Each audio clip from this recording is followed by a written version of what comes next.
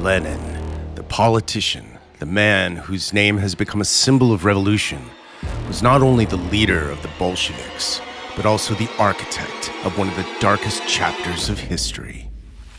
His uncompromising lust for power brought chaos, bloody suppression of opposition, and terror that became the foundation of the Soviet regime. The highest-ranking Bolshevik in the hierarchy to look up to, he never met the cadre profile of a true communist. He had no working-class background, and he himself had hardly ever worked in his entire life. He was a Russian, but he was not a true Russian, because he was a mixture of not only Russian, but also German, Swedish, Asian, and Jewish blood. He was a secret ace of Germany, sent by the Secret Service, and his role was to weaken Russia and cause unrest. Vladimir Lenin staged a coup and ordered the execution of Tsar Nicholas II, and this shocked the world as the Tsar, a symbol of untouchable power and tradition, was murdered on the orders of a man who prided himself on his noble birth. Eisenstein's film about the Bolshevik Revolution is only a propaganda fairy tale, because in reality, only a few shots were fired, 5 people died, and no one on the Bolshevik side. And in St. Petersburg, most people did not even notice that the regime had fallen.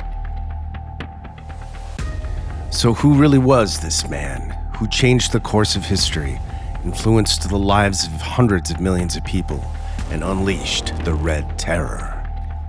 Keep watching, and you will learn the truth about Lenin, who still rests in a mausoleum in Moscow, even though he himself wished to be buried next to his mother. We will uncover the dark face of a man whose revolutionary dreams became a nightmare. We will tell you the non-idealized version of the story of Vladimir Lenin. The mysteries and facts. Step into a world where secrets blur the lines between myth and reality. This brand new show unveils stories long hidden in the shadows, conspiracies, mysteries, and unexplained phenomenon waiting to be unlocked. From ancient legends to modern enigmas, we dig deep to uncover truths others tried to bury. Get ready for a journey of suspense and intrigue, where every mystery is one step closer to revelation. Our story begins before Lenin's birth, in the town of Starokonstantinov. It was here that Lenin's great-grandfather, Moshe Blanc, an Ashkenazi Yiddish-speaking Jew, lived with his wife Miriam Froimovich. Lenin's great-grandmother, also from an Ashkenazi Jewish family, from the mid-18th century to the early 19th century. Moshe owned a tavern in Starokonstantinovo, which reportedly earned him 10 silver rubles a week. However, he sent his sons Abel and Srul to Russian schools instead of Jewish ones, and his relationship with the local Jewish community was very problematic. In 1803, the Kehillah accused him of stealing hay, and 2 years later, in 1805, of selling ordinary vodka, which he allegedly passed off as the more expensive fruit vodka. In 1808, 22 local Jews accused him of arson. Some scholars believe he was a pyromaniac. He had his sons Abel and Srul baptized as Orthodox Christians in St. Petersburg in 1820. There were, of course, reasons for such a move, and it seems that it was not entirely that they were converted in their faith, but something far more pragmatic. Aby mohli jít studovat medicínu. In order to go to medical school, where there were a very limited number of places for Jewish students, they were baptized. They converted to Orthodoxy. And because it wasn't in Hitler's empire where no baptism counted for anything, and a Jew was just a damn Jew no matter what he did, in the Russian Tsarist Empire, if you converted to Orthodoxy, you were Orthodox and you were Russian. Lenin's maternal grandfather Srul now baptized Alexander Dmitrievich Blank, whose godfather was Dmitry Baranov, a Russian Jewish physician entered the St. Petersburg Academy, studied successfully, and graduated from the medical facility as a surgeon obstetrician on July 19, 1824. He first worked in the Smolness gubernia, but was soon back in St. Petersburg. From 1837, worked at the Mariinsky Hospital in St. Petersburg. His patients included prominent members of the highest nobility, and A.D. Blank himself could afford to live in a wing of the luxurious house on the Promenade d'Anglais. He later moved several times, and in 1847 he retired from medical practice and became a landowner. He purchased the Kokushinko estate in Tatarstan along with 39 serfs, where he lived until his death in 1870. He was married twice, and his first wife, Anna Groschow, who was Lutheran, half Baltic German and half Swedish, came from a respectable family. Her father was Ivan Groschow, formerly Johann Gottlieb, advisor to the State Judicial College on Lutheran, Estonian, and Finnish affairs, and her mother Anna Karlovna, from a wealthy Swedish merchant family from Upper Uppsala. Lenin's grandmother never learned proper Russian. They had 5 daughters, the fourth of whom was Maria, and she was Lenin's mother. There's a very interesting hypothesis that Lenin's mother, Maria Alexandrova, had an affair with the later Russian Tsar Alexander III. When she served as Maria Blank at the imperial court in her youth, this relationship was to produce her eldest son, Alexander, who, when she revealed his origins many years later, is said to have decided to kill the Tsar. The pregnant Maria was then allegedly moved away from St. Petersburg, and a groom, Ilya Nikolaevich Ulyanov, was chosen for her. What is certain, however, is that Maria Alexandrova Ulyanova, Lenin's mother, who raised the future leader of the proletariat, married Ilya Ulyanov in 1863. The Ulyanov family is the only trace of Lenin's proletarian origins. Sovětští životopisci mluvili. Soviet biographers talked about my paternal grandfather because he was still a serf. According to them, he actually left that village. The true and unadulterated serf was Lenin's great-grandfather. Nikolai Ulyanov, Lenin's paternal grandfather, a former serf, is believed to have been descended from the Russified Mordovins, a Finno-Ugric people whose members lived in his 17th century village of Androsova in Nizhny Novgorod province. His wife Anna Smirnova, Lenin's grandmother, was in turn the daughter of an Astrakhan merchant, and, according to Soviet writer Marietta Sergeyevna Shaginyan, was of Kalmyk origin. The Kalmyks are a people living beyond the Volga. It's an autonomous republic, even in the Soviet Union and modern Russia. And there are already people with Asian features. That is why they say it's probably from this great-grandmother Lenin had something of such Asian features.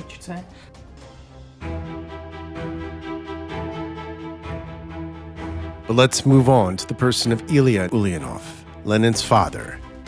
He worked as a mathematics teacher. Later, he was appointed to the post of inspector of public schools of the Simburg province. In 1877, he was given the rank of state councillor, was elevated to the nobility, and in January 1882 was awarded the Order of St. Vladimir of the 3rd degree, thus making his nobility hereditary for all his descendants. Lenin even boasted in his youth that he came from the lower nobility. So when he once asked that his wife, Nadezhda Krupskaya, to be allowed to spend the rest of her exile in the European part of Russia, he made the appropriate request, signed by the hereditary nobleman Vladimir Ulyanov. If we think of the Soviet Union in the 1920s and 1930s, and even in later decades, there was a great deal of attention to the cadre or class origin of each functionary. And in fact, with such a cadre origin, Lenin would have had a hard time getting to the head of the Bolshevik party. And sort of in a controlled way, such things were forgotten.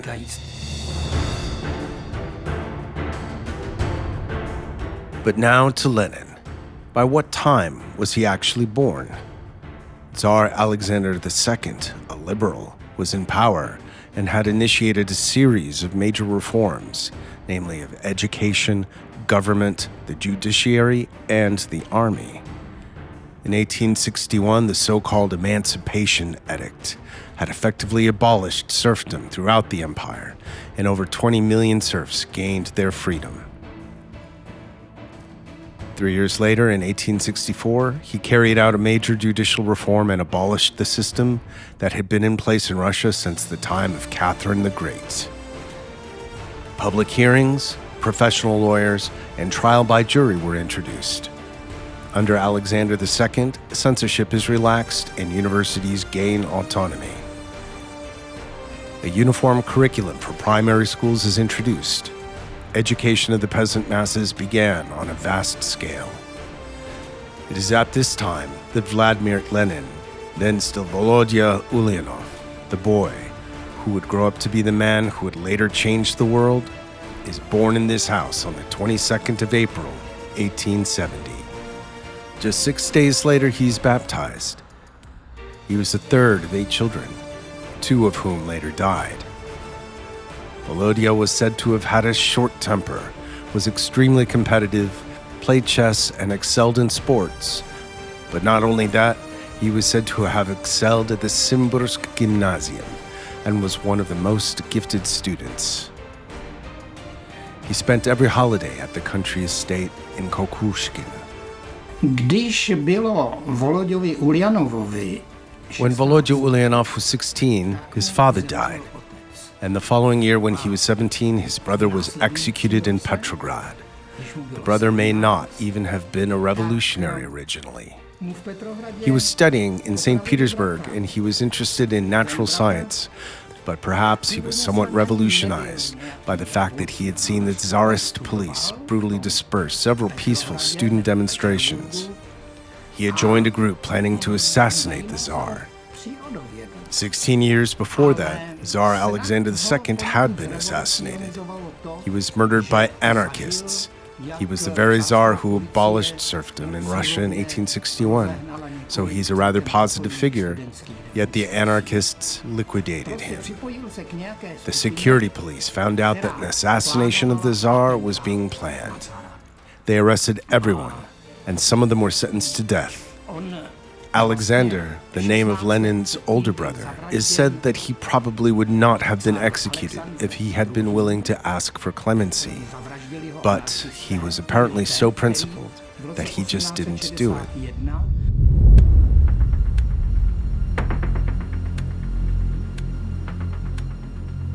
It is likely that the execution of his brother was the turning point in Lenin's life. The man whom Fyodor Kerensky, the headmaster of the Simbursk Gymnasium, described in his recommendation letter to Kazan University as a withdrawn and uncommunicative young man, soon became a radical activist. Shortly after entering Kazan University in August 1887, Lenin became involved. He joined the university's Zemlyachestvo community, and just 3 months after his entry into Kazan University, Lenin took part in a demonstration against government restrictions on the 4th of December. The very next night, he was arrested, along with 40 other students, and identified as the leader of the entire demonstration. He was subsequently expelled from the university and sent into exile.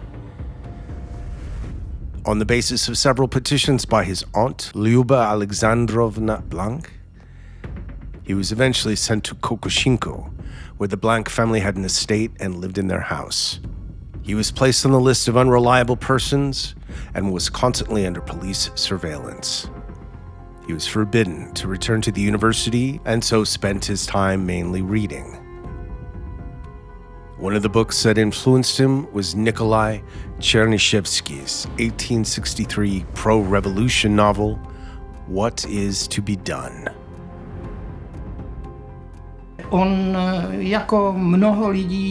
He, like many people in Russia at that time, embraced those socialist ideas. He began to study Marxist literature. He became involved in the labor movement, although he was not himself a worker in his life, and apart from a short period of about a year and a half, sometime in the 1890s, he never actually did any work, what we call work. He was expelled from Kazan University in his youth, but then at the request of his mother, he was able to finish his studies privately. So he had a university degree and he was a lawyer. And for about a year and a half, he worked as an associate in a law firm. And that was it for his lifetime. And then he was only involved in revolutionary work.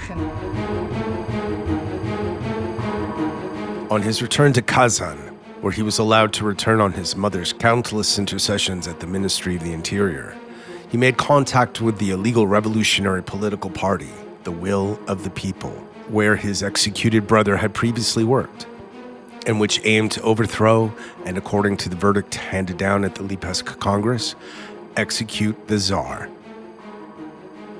The group, which had up to 500 members, provoked riots and organized terror attacks.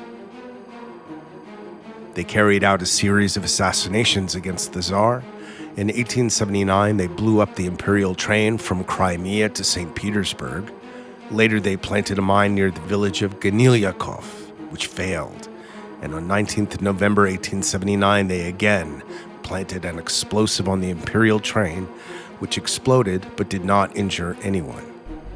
On February 5th, 1880, they placed a charge in the Winter Palace, which destroyed the ceiling between the floors and killed 11 guards. They placed 7 kilograms of explosives under the stone bridge over the Gribobov Canal in St. Petersburg, but this attempt also failed. He also joined the Marxist circle of Nikolai Evgrafovich Fedoseev, who greatly influenced and directed him to study Karl Marx, Friedrich Engels, and Georgy Valentinovich Plekhanov. In 1890, at the intercession of his mother, who still retained social influence as the widow of a nobleman, the authorities allowed Lenin to study externally at the Faculty of Law of Imperial St. Petersburg University, where he completed his law studies with honors. Thereafter, on the recommendation of Andy Nikolaevich Hardinov, he obtained a position as the assistant lawyer under Mikhail Filipovich Volkenstein. At this time, Lenin became involved in the revolutionary propaganda movement and also became a leader of the St. Petersburg Marxists. In 1895, he even founded the left-wing Marxist party, Union of Struggle for the Liberation of the Working Class.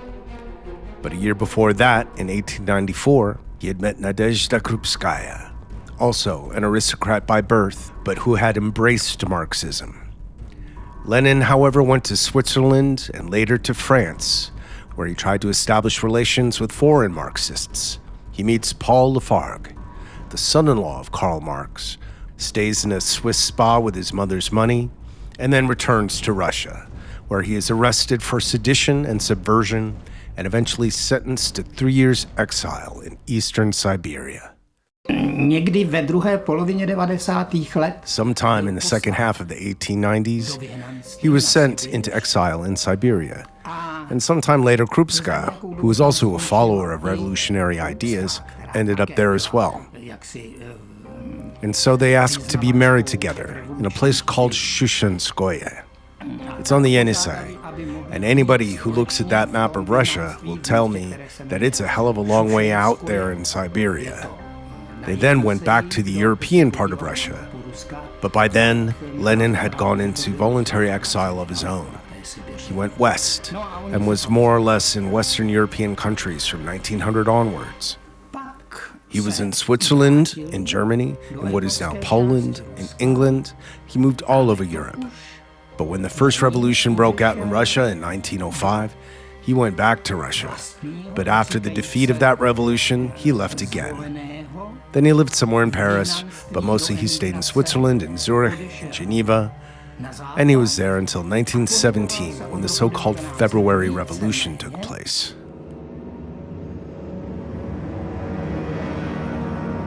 However, Lenin was not in Russia at the time of the February Revolution. At that time, he was in exile in Switzerland, which had granted him permission to stay with this document in October 1914. However, he changed his place of residence several times. Before leaving for Russia, he lived in Zurich, and in this very house.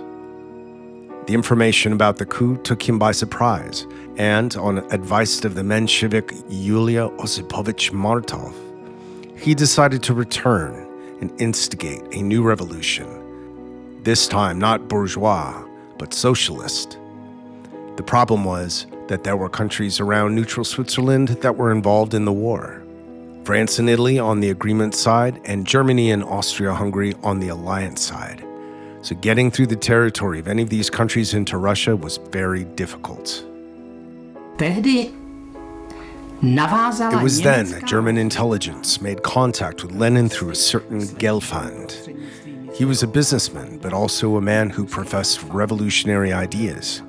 And this Gelfand arranged for a wagon to be brought in which Lenin and a group of Russian revolutionaries would get on, and the wagon would be sealed and would go through Germany, and eventually the revolutionaries would get to Sweden. And that is what happened. Of course, the German general staff and its intelligence were no fans of some of the socialist revolution, but Germany was at war with Russia, and it suited it very well that Lenin would cause disruption in Russia, and that would make it easier to defeat Russia militarily. That was the point.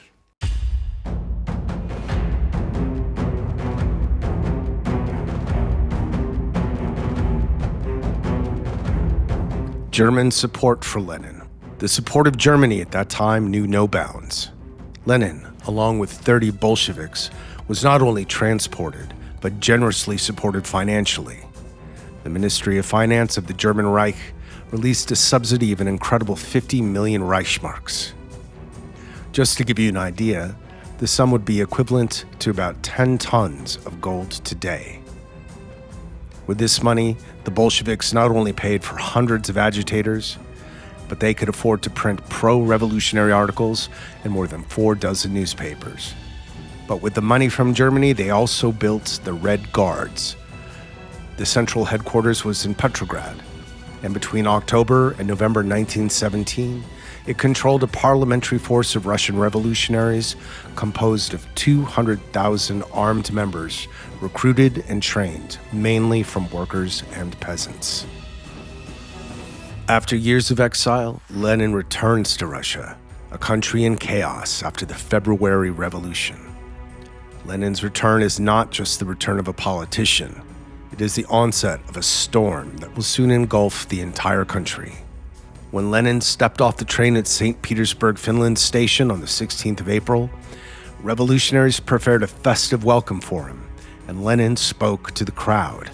He delivered a speech that shocked many and caused confusion even among Lenin's supporters, saying, "No support for the provisional government and all power to the Soviets."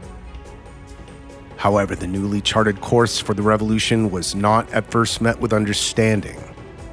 The so-called April Thesis, the 10 directives for the Bolshevik Party, which aimed at overthrowing the provisional government, abolishing the police, the army, and the bureaucracy, and ending capitalism by confiscating private property, but also the means of production and banks, were so radical that the Bolshevik newspaper Pravda itself at first refused to print them, citing a technical glitch. They were published with a delay of 3 days, and only after Lenin and Zinoviev had personally arrived at the editorial office and ordered their publication. And it didn't stop with the thesis. During the following months, from April to July 1917, Lenin wrote over 170 articles. In July, however, a turning point occurred. A demonstration by St. Petersburg Bolsheviks chanting slogans such as "Power to the Soviets" or "Peace with Germany" escalated into an armed clash with the troops of the provisional government. They were subsequently accused of preparing an uprising, and at the same time the media carried information coming from intelligence that the Bolsheviks were traitors financed by Germany. An arrest warrant was immediately issued for Lenin and his associates. Lenin changed his identity, shaved, and with these false documents in the name of Ivanov, fled St. Petersburg to a cottage on Lake Razliv, and then a little later, disguised as a fireman, he escaped on the locomotive H2293 and disappeared to Finland. He would not return to St. Petersburg until October 7, 1917, to carry out the revolution. Leninovi se skutečně podařilo. Lenin actually succeeded in overthrowing the provisional government and seizing power in Russia in October. At the beginning of November, according to the European calendar, a so-called Council of People's Commissars was created, which were actually ministers. Only the Bolsheviks didn't want to use the word ministers, so Leon Trotsky invented that the post would be called People's Commissar. And from that came the Russian acronym Sovnarkom Soviet Narodnych Komissarov.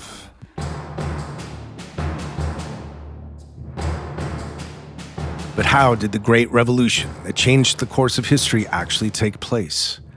The coup was organized by Trotsky, following instructions directly from Lenin that he was to proceed firmly, but above all, quickly. The Red Guards took the railway station, the bridges, the banks, the telephone exchange, the power station, and then rushed to seize the seat of the provisional government, the Winter Palace. The attack was launched by a shot from the cruiser Aurora. The crew of the palace defenders, however, were greatly demoralized. Some of them laid down their arms and surrendered before the battle even began. Those who didn't were the Women's Regiment, not because its members were such heroes, but because they were afraid of being raped by the Red Guards. They've taken the Winter Palace. It was far from the Eisenstein film, where those armed workers and sailors rush the huge gates, and the gates open, and they rush into the courtyard of the Winter Palace. In reality, the provisional government was defended by a women's battalion and some junkers. The meaning of the word junker is different from what we know. For us, it's a member of the lower nobility in Prussia. But in Russia, the word was used for young future officers. So they were members of cadet schools. So there were a few of those junkers there too, but that was it. And basically, it cost almost no life to take the Winter Palace. According to some sources, nobody fell on the Bolshevik side at all. It was a kind of subtle, almost unnoticed coup d'etat, but then it had terrible consequences for the next 70 years.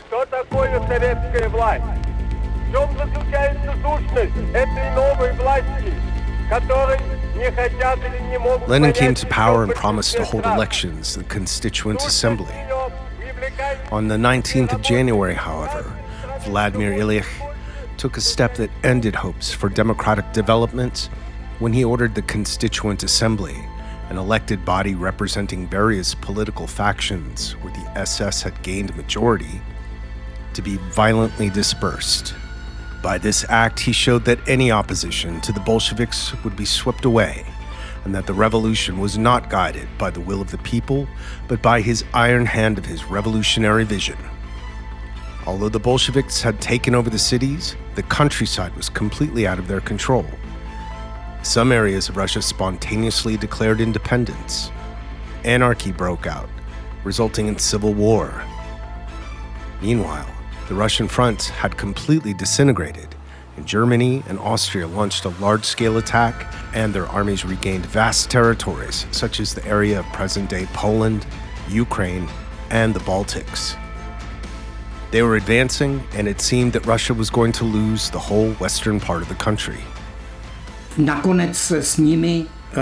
Eventually, the Bolsheviks concluded the so-called Brest-Litovsk peace with them, which was seen by many in Russia as a terrible disgrace.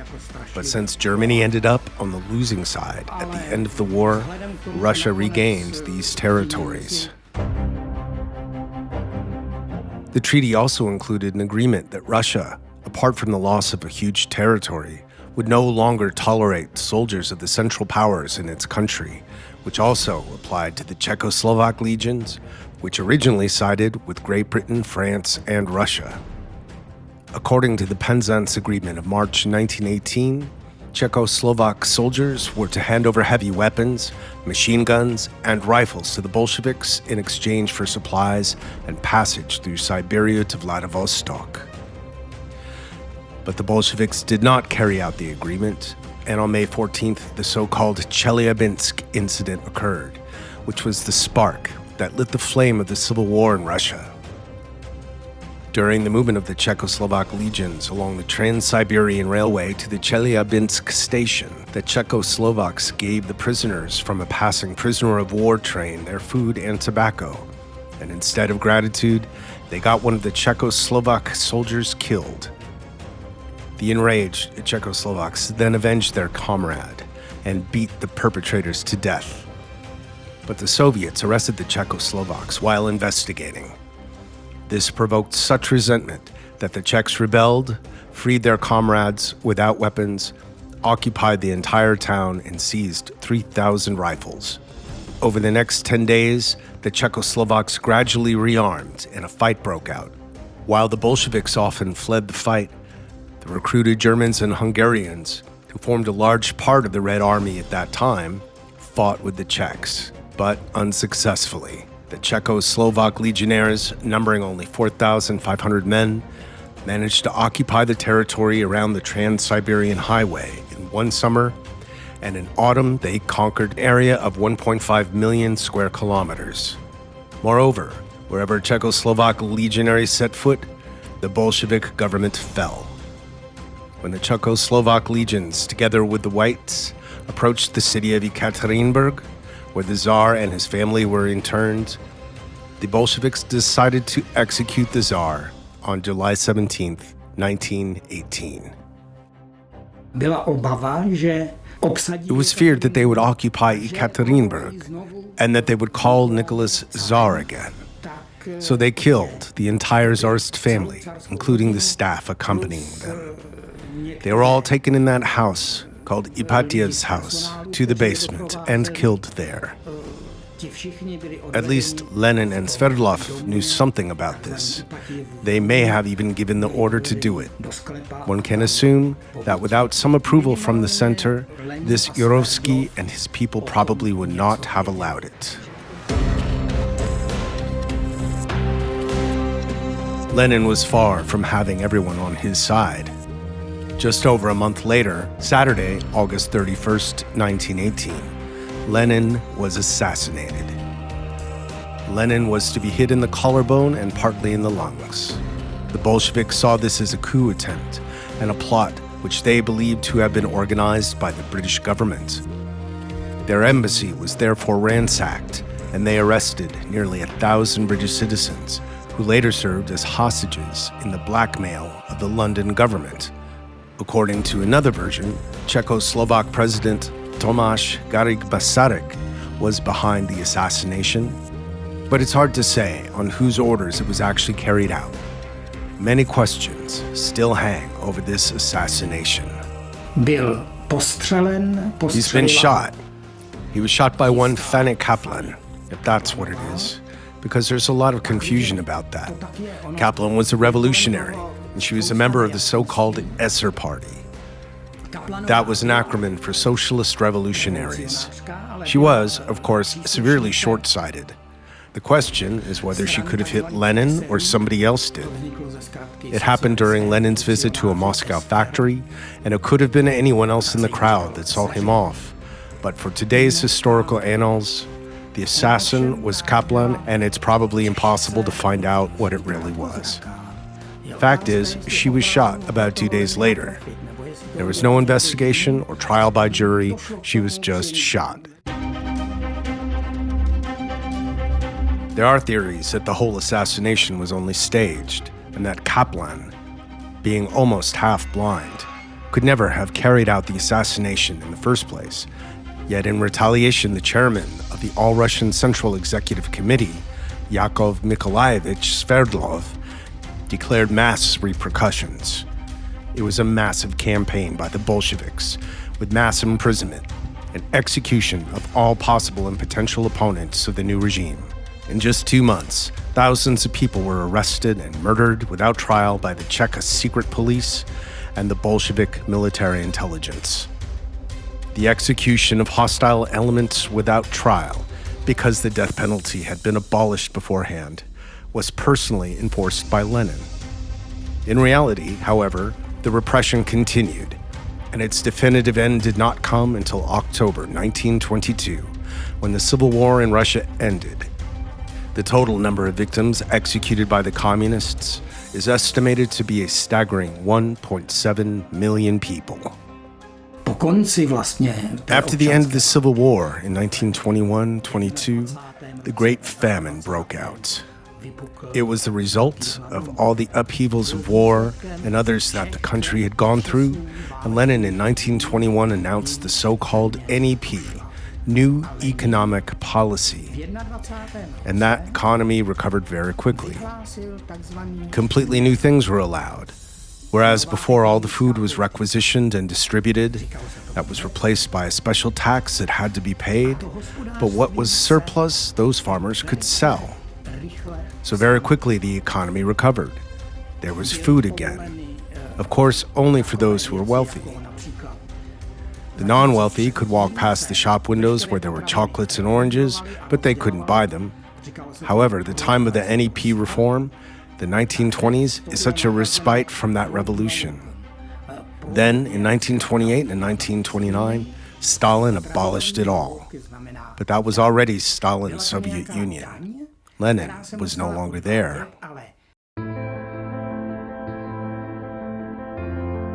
As leader of Russia from 1917 to 1922, Lenin carried out a series of reforms that changed Russia's development forever. With this very first decree on land, he nationalized the lands of the aristocracy and the church. With the decree on workers' control, he created workers' committees to oversee the management of the enterprise. The economy was now subject to general control and nationalized public services, railways, whole branches of industry such as engineering, metallurgy, textile mills, and in 1920, small enterprises followed suit. However, some of Lenin's reforms can be viewed positively and as clearly progressive. For example, in October 1917, Lenin ordered an 8-hour working day for all Russians. He established state orphanages, but he also issued a decree on education guaranteeing free education for all children. The mighty Likhbez campaign, launched on the 26th of December 1919 to eradicate illiteracy in Russia, even decreeing that all people aged 8 to 50 must be literate, was clearly a positive step. 40,000 literacy classes were set up. Likhbez stations were set up and nearly 5 million people enrolled in courses. The Bolsheviks also built reading rooms in the villages, and attendance was made compulsory. But Lenin also supported the emancipation of women. He relaxed laws restricting divorce, and the Zhenotdel, the women's department of the Communist Party, promoted women's education. And women under Lenin were given the right to go to a state hospital for a free abortion in the first trimester. Russia legalized abortion in 1920, the first country in the world ever to do so. The period of Lenin's reign, however, was brought to an end by his deteriorating health. From the middle of 1921, he suffered from hyperacusis, insomnia, neurasthenia, arteriosclerosis, and unbearable headaches. He was cared for by as many as 26 doctors. In May 1922, he suffered the first of 3 strokes, which caused a temporary inability to speak and paralysis on the right side of his body. He managed to recover, but another stroke followed. Lenin then retired for good and stayed at his residence in Gorky. It is interesting that after the second stroke, Lenin, who could not even write, dictated a text. It's called Lenin's Political Will. In it, Lenin discusses the persons of his possible successors. And most of the criticism is leveled at Stalin, whom he says was rude and inconsiderate to other party members. Lenin says we, as Bolsheviks, may be used to it, but Stalin also behaves like this towards other citizens, and it would be best if he did not hold the post of General Secretary, and that his party comrades moved him to some other post and put someone else in the post of General Secretary of the party. In March 1923, Lenin suffered a third stroke. after which he could no longer speak, was partially paralyzed, and his right arm and right leg ceased to function. Although his condition temporarily improved and he was able to visit the Kremlin once more, he fell into a coma on the 21st of January, 1924, and died a few hours later at the age of 53. Then Stalin began to cultivate his cult and installed himself as Lenin's successor. Later, the slogan that Stalin was the Lenin of today. But that's another chapter. Lenin has the dubious merit of having managed to create a one-party state, a totalitarian state, to unleash terror. And all the ingredients that that totalitarian state needed, they were already ready in Lenin's time.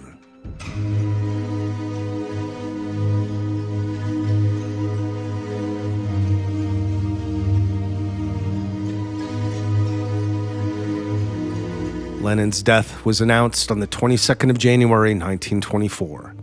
The official cause of death was an incurable blood vessel disease. His body was taken to Moscow and displayed in the Trade Union House. Despite the bitter cold at the time, grieving Russians were willing to stand in line for hours to see his body on display. Within 3 days, 1 million people came to say goodbye to Lenin.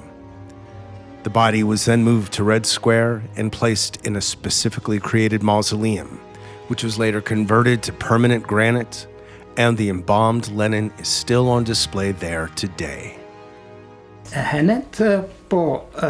Immediately after Lenin's death, his cult began to grow. It was formed by various propaganda elements, writers, authors of glorifying songs, and authors of glorifying books. It was all established in the Soviet Union.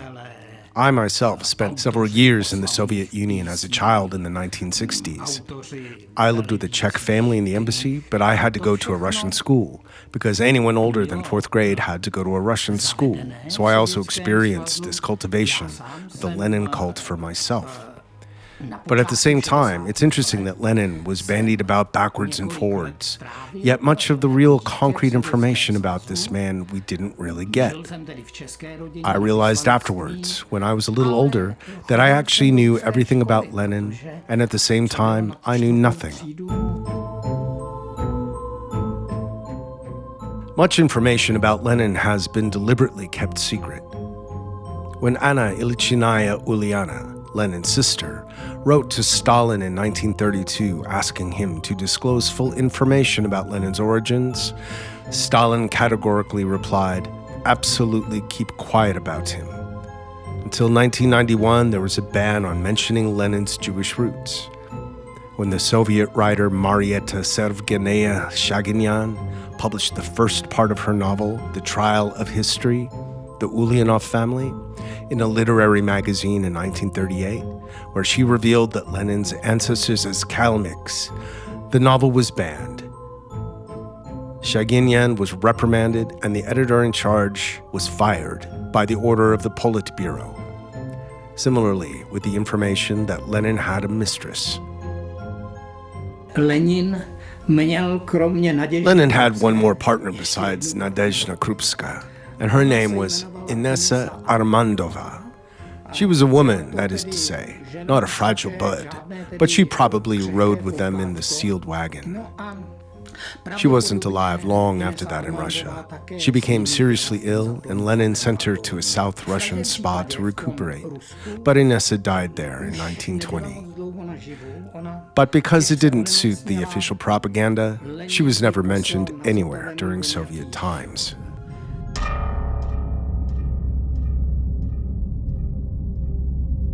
The Soviet totalitarian regime was propped up by quasi-religious beliefs, and so it was fitting to have the holy remains of the beloved leader of the world proletariat, Lenin, in a mausoleum in Red Square, joined in the 1950s by another great embalmed Soviet leader, Stalin. In 1956, Nikita Khrushchev gave a so-called secret speech that was not originally intended for the ears of the general public. He made a speech to the delegates of the 20th Congress of the Communist Party in which he criticized Stalin and exposed what was later called the cult of personality.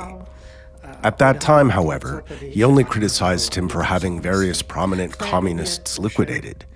What he had done to other people in the Soviet Union was not yet mentioned or spoken of in such general terms as some mistakes and blunders of past eras.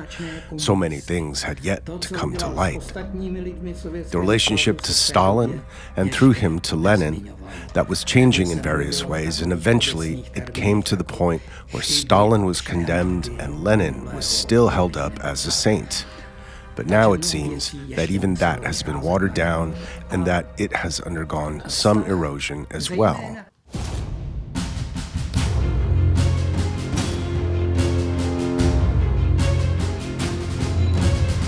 The fate of the statues of this icon of the proletarian revolution testifies to the contradictory perception of Lenin today. Despite a turbulent history and changes of regimes, statues of V.I. Lenin still stand in many places on the streets of Russia today, while in the countries of the former socialist bloc, Lenin has disappeared. In Czechoslovakia, most of the statues were removed even before the Soviet army left country. Where did all these artistic creations go, which were supposed to remind us every day that we owe all the achievements of socialism to the greatest leader, Comrade Lenin, who, with his hand outstretched, was pointing us in the direction of the final stage of socialism, that is, the establishment of communism, a utopian regime where there was to be no money, everything was to be for free for everyone, to each according to his needs. So where did all our Lenins go? Some ended up in private collections, other in deposits, or even in the scrap heap. But there are Lenins who have come a long way.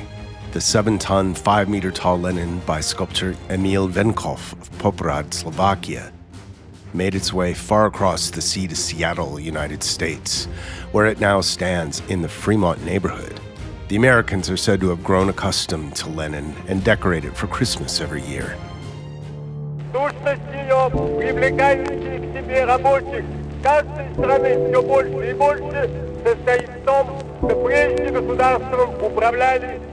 Vladimir Lenin was one of the most prominent figures of the 20th century.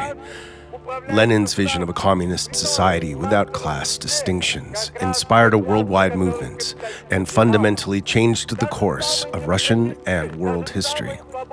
The creator of the Soviet Union, the leader of the proletarians of all countries, and also the creator of the Marxist-Lenin philosophy. The ideology that shaped the New World Order has undoubtedly made history like few Russians, changed his country, influenced the fate of millions of people, and his actions are still a testament to the power of ideology and the unpredictability of history. And that is the end of our story about Lenin. Please give us a like or leave a comment, and we'll be happy if you subscribe as well, so you don't miss our next video we're already preparing for you. Thank you for watching.